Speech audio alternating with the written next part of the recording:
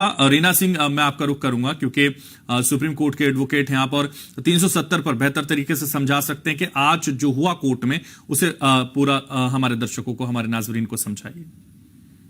देखिए, ये जो एक एब्रोगेशन हुआ आर्टिकल 370 का, और जब आर्टिकल 370 इम्प्लीमेंट हुआ था 17 नवंबर 1992 को, 1952 को, तो तब से लेकर के अब तक हमें ये देखना होगा कि भाई जो एक यूथ है कश्मीर का, तो उनकी क्या तरक्की हुई, उनको क्या एम्प्लॉयमेंट अपॉर्चुनिटीज मिली, कितनी प्राइवेट कंपनीज गई। तो आज ये जो भी 23 पिटिशनर्स हैं और जो 23 पिटिशंस आज पेंडिंग है, जिनकी आज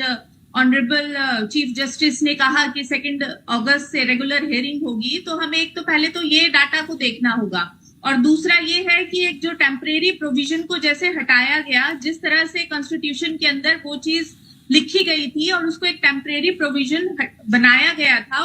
उस टेम्परेरी प्रोविजन को कैसे हटाया जा सकता है वो भी कॉन्स्टिट्यूशन के अंदर ही था। और जैसे कि ये 23 पिटीशंस एडमिट हुई है और सर्वोच्च न्यायालय ने उसको सुनने के लिए, जैसे अब आपने भी बताया कि हफ्ते में बस 2 दिन हियरिंग नहीं होगी, मंडे और फ्राइडे को, और उसके बाद रेगुलर हियरिंग होगी, तो एक गवर्नमेंट ने भी अपना एफिडेविट दे दिया है। तो सर्वोच्च न्यायालय ने पूरे एक अपॉर्चुनिटी दी है कि उनको भी एक आप अपने सबमिशंस दीजिए, और जैसे कि सेंट्रल गवर्नमेंट ने अपना एफिडेविट फाइल किया है कि देखिए वायलेंस के अंदर क्या कमी आई और सिचुएशंस में क्या क्या सुधार हुआ, तो वो सब डाटाबेस है और ये एक न्यायालय की तरफ की में ही पेंडिंग है। अब देखिए जैसे जैसे हियरिंग होगी, अब इसमें कोर्ट का क्या। रीना सिंह जी, मंडे और फ्राइडे को हियरिंग नहीं होगी, लेकिन क्या सैटरडे और संडे को भी हियरिंग होगी?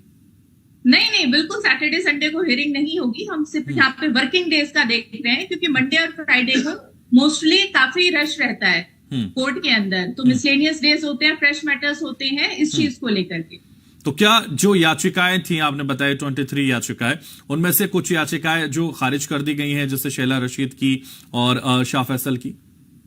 देखिए, जो आईएएस हैं ये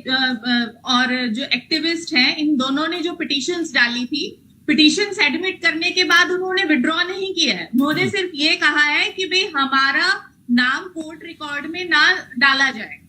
सिर्फ उन्होंने अपने नाम को हटाया है, क्योंकि जो आईएएस ऑफिसर हैं वो भी अधिकारी हैं, और जो एक्टिविस्ट हैं और उसके अलावा बहुत सारे ऐसे इंडिविजुअल्स हैं, लॉयर्स हैं, कि जो ये जो 23 पिटीशंस हैं उसमें वो पिटिशनर्स हैं, और इन दोनों ने विड्रॉ नहीं किया है। इन्होंने सिर्फ कोर्ट रिकॉर्ड से अपना नाम को हटाया है, जो कि कोर्ट ने उनकी चीजों को एडमिट करके और जो पिटीशन है उसको एक रीनेम कर दिया है, क्योंकि जो सबसे पहले जो पिटीशन डाली थी तो यही अधिकारी थे और यही एक्टिविस्ट थी। पर इसमें जो सबसे बड़ा जो देखने वाला है कि जो पिटिशनर्स को भी के लिए भी जो बहुत बड़ा चैलेंज रहेगा कि जो स्टोन पेल्टिंग के इंसिडेंट्स में कमी आई है, और उसके अलावा एक जो अपॉर्चुनिटीज खुली है कि जो प्राइवेट सेक्टर गया है, वहां पे बहुत सारी ऐसी चीजें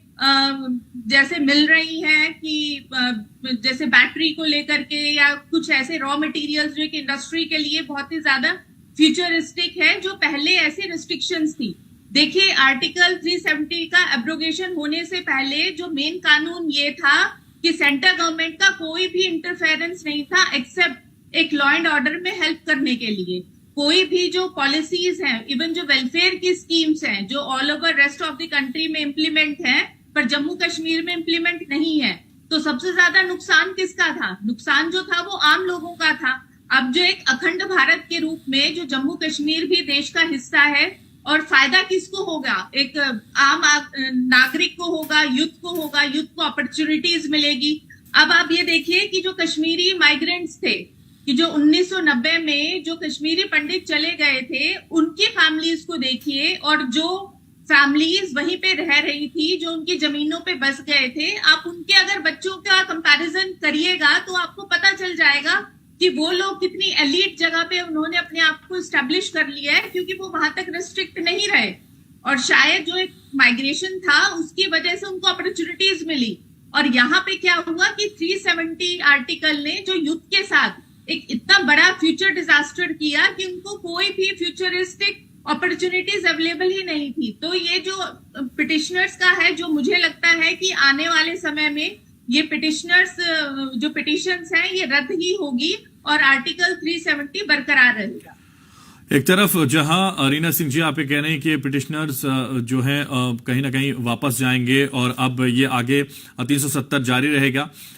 जो हटा दिया गया है, लेकिन फिलहाल अगर हम बात करें, चूंकि एक तरफ जहां केंद्र सरकार सेंट्रल गवर्नमेंट अपना हलफनामा दाखिल करके कोर्ट में ये कह रहे हैं कि 4 साल में जितने सुधार हुए हैं जम्मू कश्मीर में इतने पहले कभी नहीं हुए हैं, जो आतंकवादी वहां लगातार खुलेआम इस तरह की घटनाओं को अंजाम देते थे उन पर पूरी तरह से पाबंदी लग गई, ये केंद्र सरकार का कहना है, सेंट्रल गवर्नमेंट अपने हलफनामे में कह रहा है। लेकिन अगर हम जिक्र करें वहां की अपोजिशन जमातों का, वहां के लोगों का, कुछ ऐसे भी लोग हैं जो पार्टियों से जुड़े हुए हैं, उनका एक अलग मत है। उनका कहना है कि 370 हटना ये ठीक नहीं है वहां के लिए। आप क्या सोचते हैं? देखिए, अगर जो आप पॉलिटिकल पार्टीज की जो जब से देश आजाद हुआ है, जो ऐसे कई परिवार हैं जिनके हाथों में सत्ता रही है, तो उनके जो बच्चे हैं वो तो लंदन अमेरिका पढ़ने के लिए जा रहे हैं, पर जो वहां पे जो आम नागरिक है जो वहीं पे ही इस्टेब्लिश है, उनका आप लिविंग स्टैंडर्ड देखिए या फिर आप उनकी एजुकेशन देखिए। और दूसरा जो हमें देखना होगा कि जो स्टोन पेल्टिंग की जो घटनाएं हैं वो हो क्यों रही थी, उसका कारण जो सबसे बड़ा था वो थी बेरोजगारी, अनएम्प्लॉयमेंट। और दिल्ली के वहां पे कि ऐसे डाटा भी और ऐसे फैक्ट्स भी अवेलेबल हैं कि जो एक यूथ है। ठीक है रीना सिंह जी आऊंगा आपके पास। हमारे रिपोर्टर फारूक वानी लगातार मौजूद है हमारे साथ श्रीनगर से। फारूक, आपके पास आऊंगा और आपसे भी समझूंगा क्योंकि आप ग्राउंड पर हैं, ऐसे में क्या है हकीकत और इस पूरी सुनवाई को लेकर आप क्या देख पा रहे हैं? देखिए, 30 याचिकाएं हैं इसमें, जिसमें कुछ अपोज भी इसके कर रहे हैं और कुछ फेवर में भी हैं, लेकिन 17 ऐसे हैं जो 370 को लेकर समर्थन कर रहे हैं और 35A को लेकर 8 ऐसे याचिकाएं हैं जो उसका समर्थन कर रहे हैं। लेकिन